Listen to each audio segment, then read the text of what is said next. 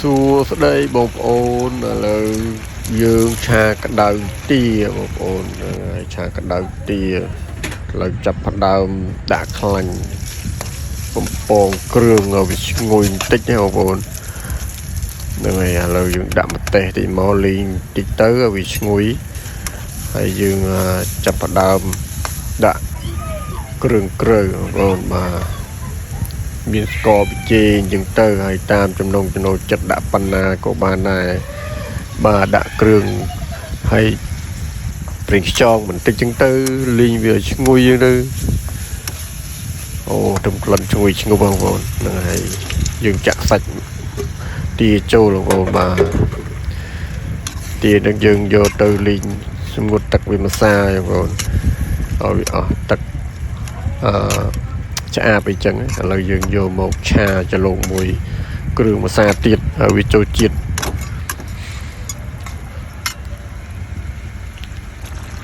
ហូបងាយបងប្អូនឥឡូវយើងដាក់ដោះគោតិចចឹងទៅវាឈ្ងុយតិចហ្នឹងហើយយើងមានក្រងបងប្អូនមានក្រងហ្នឹងហើយដាក់ក្រងហើយដាក់ដោះគោទៀតនឹងឈ្ងុយហ្មងបាទដាក់ក្រងឲ្យវាអែមតិចមើលវាយ៉ាងមិនដែរលឹកគោចកាត់លឹកគោចតិចអូយើងបុកដាក់លឹកគោចខ្លះហើយឥឡូវយើងដាក់ពីលើពី3លឹកឲ្យថែមទីហ្នឹងទៅតំណងពុះខិចអូខេតោះបងប្អូនបាទខ្លែមក៏បានហូបបាយក៏បានឈ្ងុយក្រងបងប្អូនបាទឥឡូវយើងដាក់កញ្ឆែតចូលបងប្អូនហ្នឹងហើយបន្លែលីគ្នាដាក់ឆែតមុនសិនចូលជាតិឆាកណ្ដៅ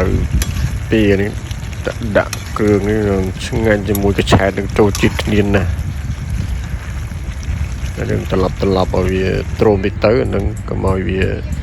ឆ្អិនពេកបាទឥឡូវយើងរួចរាល់ហើយ